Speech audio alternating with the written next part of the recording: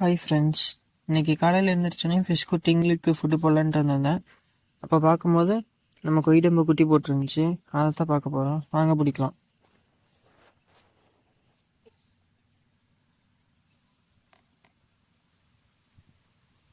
உங்களுக்கு தெரியும் நினைக்கிறேன், பாருங்க நல்லா குட்டி இருக்குன்ட்டு.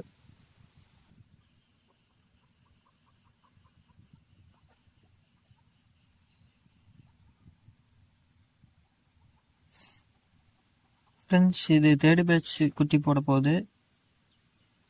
பாருங்க குட்டிங்க போட்டிருக்குன்ட்டு.